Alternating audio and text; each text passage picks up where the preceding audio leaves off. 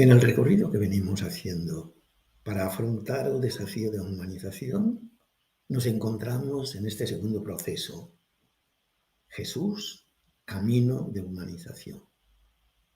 Es decir, nos encontramos que queremos tener como referente a Jesús y nos planteamos como persona y como grupo de una manera clara y esencial el seguimiento de Jesús y su proyecto de humanización plena que él llamaba reino.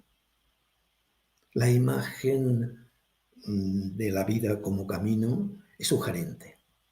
Realmente la vida es ese camino donde tiene sus inicios, vamos integrando salud, preocupaciones, alegrías, situaciones, relaciones, acciones, y vamos integrando cada vez más conscientemente. La persona se va constituyendo en ese caminar el protagonista, porque es necesario que él piense, sienta, decida en ese camino y no pararse. Pararse es morir, porque la vida es ese camino. Esa imagen de camino y esa idea, en el subtítulo, ¿no?, de decir, hacernos encontradizos en nuestro caminar con el camino de Jesús. Esta es la invitación de este proceso que nos invita a recorrer. Y el camino no es extraño, es una de las primeras denominaciones, la manera como llamaban a los cristianos.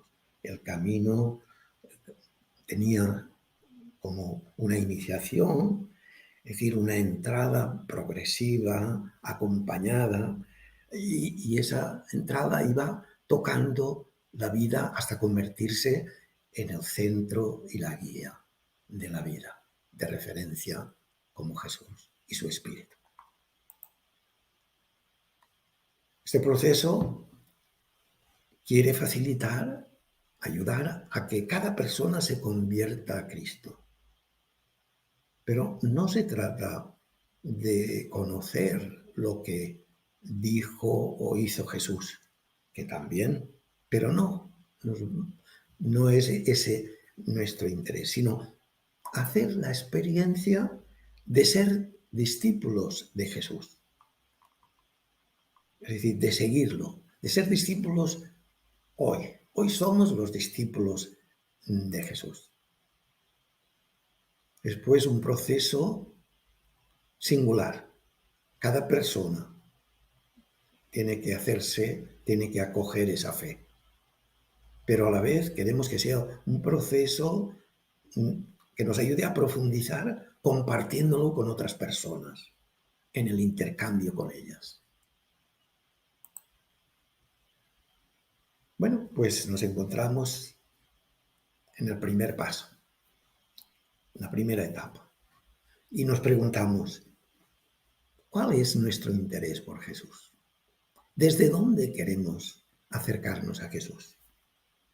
Es decir, es importante porque podemos tener diferentes intereses. Si, por ejemplo, pues bueno, hoy diríamos, ¿qué diría Jesús hoy a la situación del feminismo? ¿Qué diría a la polarización de la sociedad actual?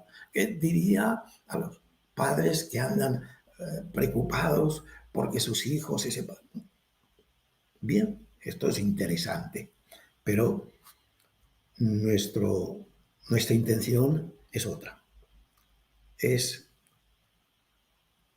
seguir a Jesús para avivar, por una parte, el encuentro con Jesús como algo significativo en la vida.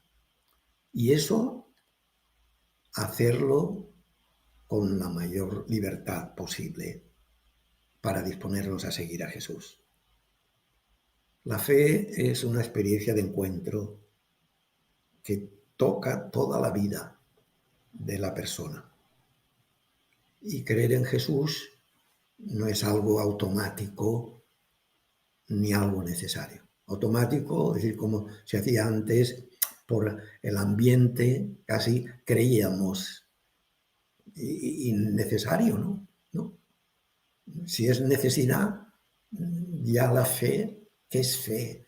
Y el amor no se da en un contexto de necesidad. Nos acercamos, y esto es en este primer paso, nos acercamos desde nuestra propia condición humana. Tenemos una sola vida, única, lo que constituye realmente un límite.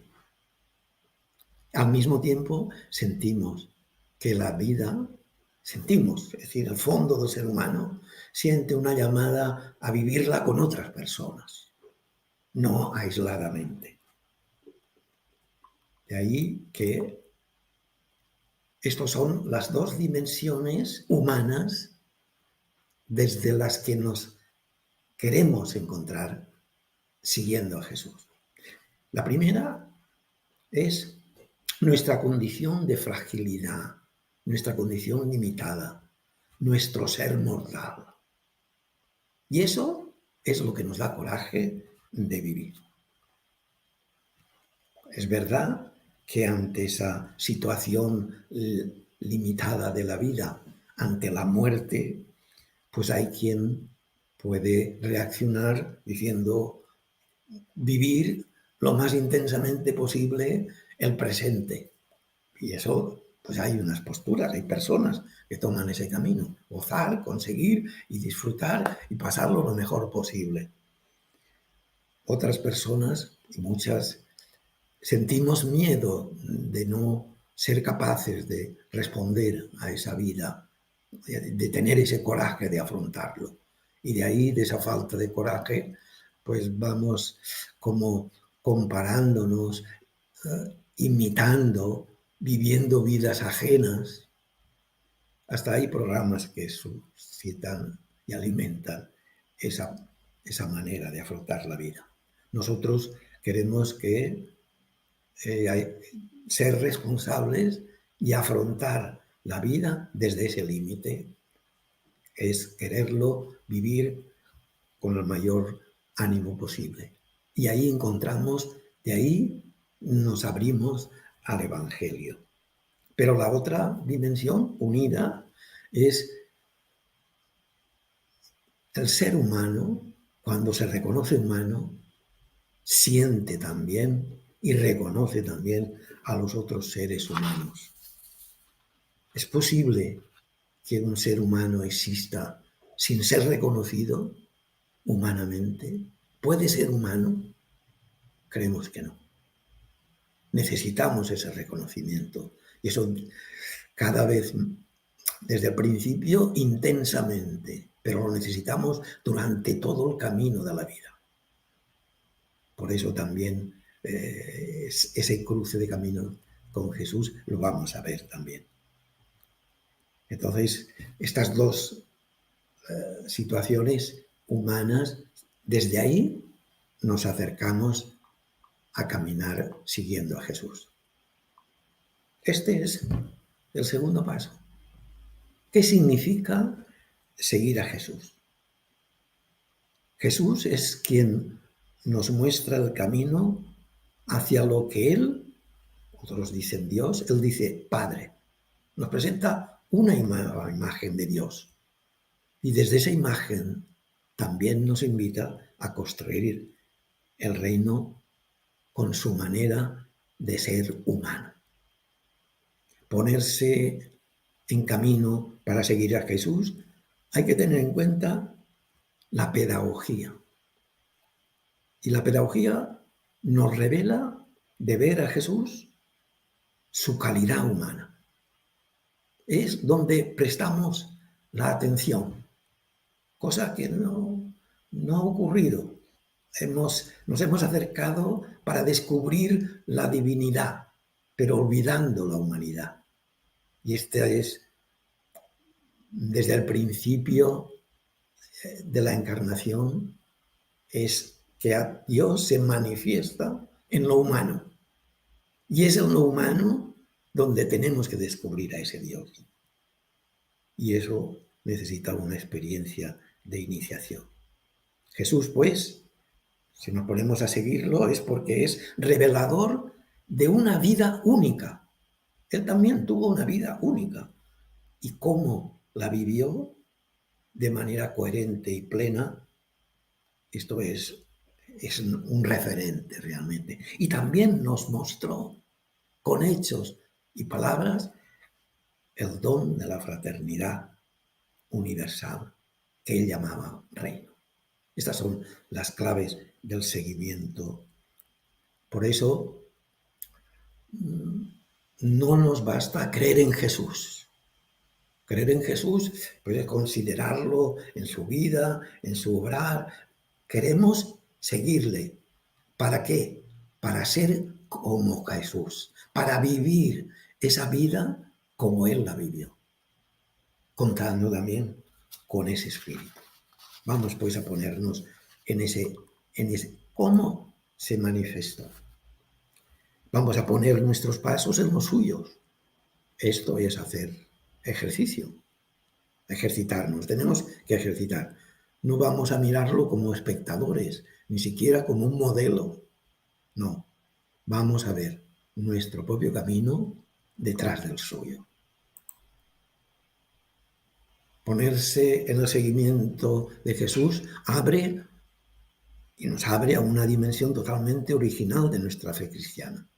Es que su vida funciona, es como una llamada, es una convocación a nosotros mismos, a seguirle. De aquí ese itinerario en estas claves esenciales, donde Jesús se manifiesta, se hace presente. Primer momento, después de ese periodo de vida privada, no vida oculta como algunos dicen, no, Jesús no se ocultó de nadie. Él, hasta que llegó a ser adulto, persona capaz de tomar decisiones, y eso es lo primero que hizo, como esa persona que tiene una vida y que asume esa responsabilidad. Tuvo que discernir cuál es la situación. Él veía al Bautista y era el camino a seguir o Dios tenía para él otro camino. Ahí hay una decisión seria que le orientó. Y desde ahí viene cómo se hacía presente con las personas. Segundo aspecto que nos ejercitaremos. ¿Cómo se hacía presente Jesús? ¿A quiénes atendía? ¿A quiénes consideraba? ¿Cómo los consideraba? ¿Con quiénes se relacionaba? ¿Y cómo se relacionaba? Y una característica, tercer aspecto, es una presencia gratuita, desinteresada. Contrasta con quien no tiene un interés en una relación. Es difícil tener unas relaciones, pero este es el reto en el que tenemos que ejercitarnos. Y esa presencia, Jesús nos manifiesta que es consciente de otra presencia que le trasciende, que va más allá de él, que es esa presencia está alimentada por el Padre. Y se retiraba, animaba y lloraba. Y esto es lo que le llevaba a contar con los demás, a abrirse, a escuchar a los demás, a acompañar. No se presentaba como maestro que dice pero no hace, sino que hace y también dice, pero con una acogida incondicional, como diciéndole a cada uno, por muy inválido, por muy limitado, nada puedo hacer sin ti. Y esto nos dice a cada uno de nosotros. Aquí todo un proceso para ejercitarnos en la manera de estar presente Jesús y sentirnos como los discípulos caminando nuestro camino con el suyo. Tercer paso. Indudablemente que no hay ningún camino en la vida que sea un camino de rosas. Todo camino tiene sus obstáculos, tiene sus etapas, tiene sus dificultades. También los discípulos que nosotros y hoy mismo, si nos ponemos a seguir a Jesús, también sentimos las paradojas y las perplejidades y las crisis que tuvieron los apóstoles discípulos. Algunos piensan, hombre, si yo hubiese tenido esa oportunidad de ver a Jesús, relacionarme como se relacionan los apóstoles, pues tendrías que. Ellos también tuvieron que dar ese salto que nosotros tenemos que dar. Salto de confianza en que la propuesta suya es válida y es realmente un vivir, sin vivir, pero es un vivir. Por tanto, vamos a acompañar a los discípulos siguiendo a Jesús, sintiendo este ejercicio de las paradojas y las perplejidades que estas paradojas, son las que nos ayudan a descubrir de una manera singular esa manera peculiar de vivir de Jesús, de relacionarse y sobre todo de afrontar la vida y también de experimentar a Dios Padre de una manera inaudita. Esta etapa es la que no tenemos que ejercitar, porque esas paradojas es ahí donde está la novedad del Evangelio y de la vida y de la propuesta de Jesús. Los discípulos efectivamente viven una contradicción entre lo que esperan razonablemente de la vida. ¿Sí? Ellos esperaban unos que sí, bueno, este nos va a liberar de los romanos, este nos va a traer colmar las necesidades, y la propuesta, la promesa que les revela Jesús. Ahí hay un choque de intereses. Cuando se cruza nuestro camino con el suyo, quedamos perplejos. Y también hoy. Y tenemos que sentir esa perplejidad si seguimos. Y esa es la propuesta, ejercitarnos en esas perplejidades. Siguiendo a Jesús, como los discípulos sentimos como ellos esas paradojas. Y tenemos que descubrir ahí, en esas paradojas, esa propuesta de estilo de vida que hace Jesús, de relacionarnos de una manera nueva y sobre todo de experimentar a Dios como esa presencia misericordiosa, cercana y tierna. 3 aspectos veremos, nos ejercitaremos. Las parábolas. Jesús ofrece, anuncia, promete el reino, pero el reino es un germen, no es algo que se nos da acabado, está oculto, es frágil. Fijaros las parábolas, ¿no? La semilla, el trigo y la cizaña, la levadura, todos son el sembrador, sembrador. Esa es la paradoja. La parábola del sembrador, damos ese ejemplo, ¿no? Es decir, nosotros sembrar, decíamos, y siembra por los caminos, por todas partes. Y entonces nosotros la hemos moralizado diciendo, a ver qué terreno es el tuyo. ¿En qué terreno estás tú en la vida? Con lo que la moralizamos a esta parábola. La parábola está abierta y eso lo entendían los labradores que le escuchaban, es que el labrador siembra en el camino. ¿Quién labrador siembra entre piedras y malas hierbas? No, es decir, es la esplendidez de Dios, la bondad, la misericordia, el amor bondadoso. Esta paradoja, así. Pero se nos escapa, la hemos moralizado, no entendíamos, nos defendíamos de las paradojas. Segundo aspecto que tenemos, la crisis. Nos tiene que producir una crisis el encuentro con Jesús. Seguirle tiene que producir una crisis. Él provocaba crisis. Y ellos también tenían crisis entre ellos. Y nosotros nos provoca crisis. Nos provoca crisis su estilo de vida, su opción realmente. Esto nos muestra ahí cómo se relacionaba y con quiénes. Y ya la tercera paradoja es: todo ser humano busca la felicidad.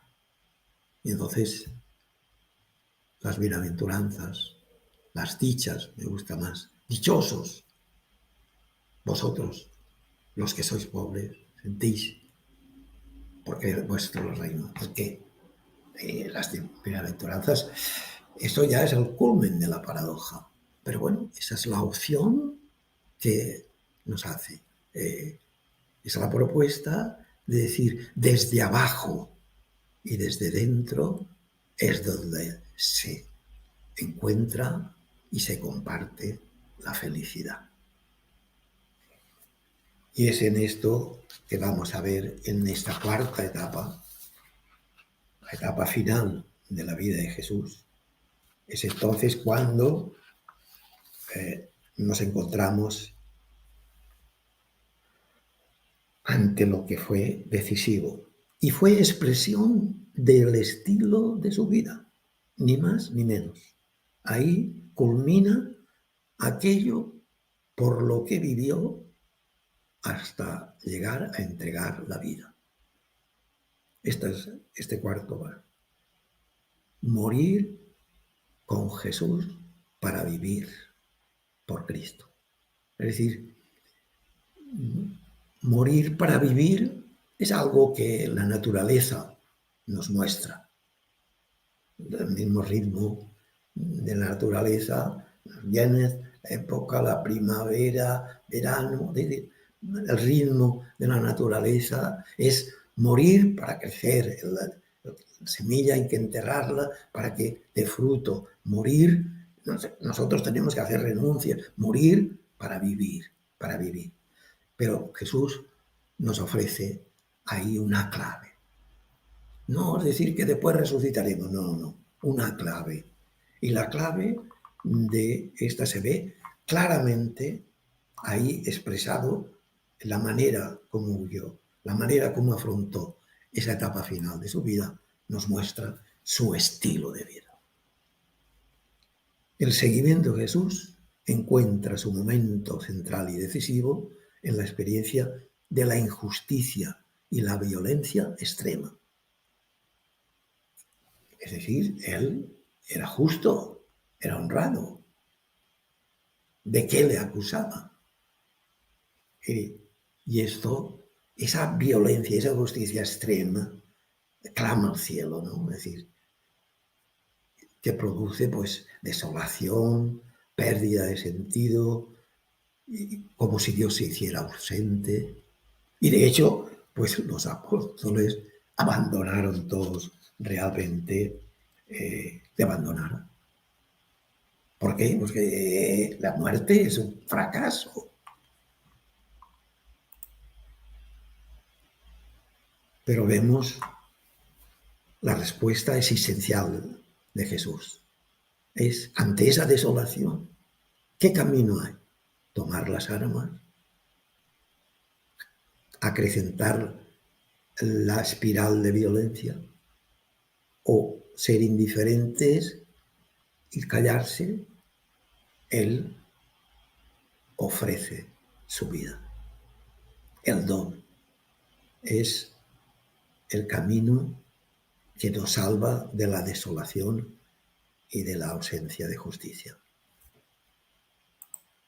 Esto es algo que tenemos que ir descubriéndolo en ese ritmo de seguir a Jesús, para descubrir que Jesús es el viviente.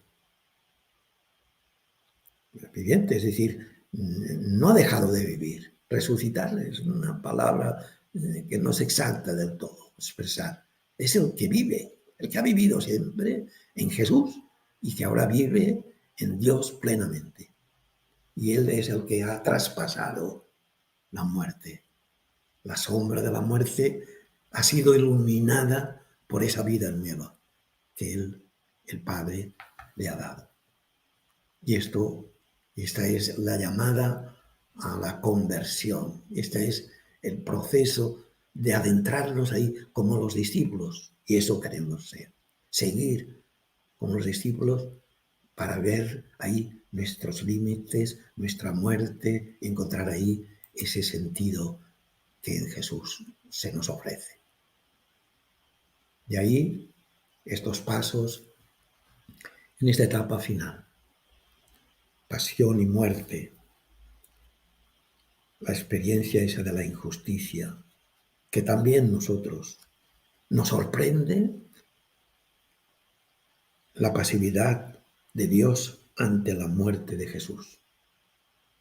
Pasividad que, claro, entendemos que debía haber intervenido, que tendría que haber hecho algo, que había que haberlo evitado, tendría que... Esa situación, ¿cómo es que Dios no reacciona? Al menos visiblemente. Y entonces, esa injusticia, es en esa injusticia cuando se manifiesta verdaderamente el amor gratuito del Dios Padre de Jesús. Tenemos que adentrarnos también en la resurrección, que eso de niño pues explicaban diciendo, eso es un misterio. Para la mayoría de los cristianos todavía, gente sencilla, de buena voluntad, la resurrección es como un hecho físico milagroso. Igualmente las apariciones. De hecho, los relatos de las apariciones los tomamos como realmente apariciones físicas. Y no es así. Hoy la exégesis, y esto tenemos que adentrarnos ahí y ejercitarnos, hacer ejercicio, descubrir cómo el Señor está vivo y cómo es posible ese encuentro con Él. Porque es decir, son los discípulos los que hay que seguir su proceso para comprender, para acoger, para descubrir el misterio de la resurrección. Tenemos que ejercitarnos en ello. Y de eso se trata. Y el aspecto es, nos optamos por el dinamismo del Espíritu de Jesús. Seguir. Nos ha dejado huérfanos, no. Es su Espíritu quien nos anima. Esto lo manifiesta claramente y de una manera con imágenes concretas que a veces prestan a confusión, pero el evangelista Lucas, tanto al final del Evangelio como en principio de los Hechos de los Apóstoles, nos manifiesta con esa ascensión. Es decir, que no es un hecho físico, sino nos muestra la discontinuidad. Llega otro tiempo. Ya Jesús no está uno más entre nosotros. Ya no está. Pero muestra consigo la continuidad. Yo estaré con vosotros hasta el fin de los tiempos. Es la continuidad del Espíritu del resucitado. Es Él el que lleva a ratificar con el testimonio y nos capacita y nos abre para seguir a Jesús. Y este Espíritu está en todos. Está en todos. No en unos más y otros menos. No, está en todos. Esto es seguir ese dinamismo del Espíritu, ese es, y ser testigos de ello, ese es el ejercicio de seguimiento de Jesús que tenemos que hacer. Y finalmente, parece un final significativo, es haced esto en memoria mía. Ese haced esto. Hoy tenemos que reconocer que tenemos serias dificultades para que la misa, entre comillas, para que la Eucaristía, para que la memoria de Jesús, tal como actualmente se practica, sea renovación de la cena del Señor. Tenemos serias dificultades para vivir una celebración que sea así. Haced esto en memoria mía. Porque la Eucaristía bastantes veces no deja de ser más que un acto religioso, eso sí, privilegiado, porque se hace presente. Y hay una cuestión que tenemos que ahondar. ¿Qué significa la presencia de Jesús en la Eucaristía? Y la Eucaristía no es una plegaria colectiva más, no, es singular. Y esa singularidad la tiene en esa dinámica de vivir el dinamismo de morir para vivir, de morir en Cristo para vivir por Cristo y según su Espíritu. Esa es la dinámica esa, la que tenemos que actualizar la Eucaristía. Y en ese sentido, haced es el verbo que indica acción. Y una acción en la que actualizamos la tradición. Consiste en hacer. No es una idea, no. Es transmisión de una realidad. Por eso el mismo concilio en la Constitución de Liturgia número 10 habla de la Eucaristía es la liturgia, especialmente en la Eucaristía es cumbre y fuente. Cumbre. Es decir, tenemos que morir para encontrarnos con el que es la luz y desde ahí descender a la vida. Cumbre y fuente. No es un acto religioso sin más. Haced esto, la entrega de Jesús, como síntesis de su vida. Esto, su vida, su estilo, su manera de relacionarse, de vivir, en memoria mía. Es un hecho personal que desde la conciencia y libertad de Cristo va pasando por la conciencia y la libertad de los cristianos, gracias a la participación en el mismo Espíritu de Jesús. Este es el núcleo esencial de nuestro recorrido.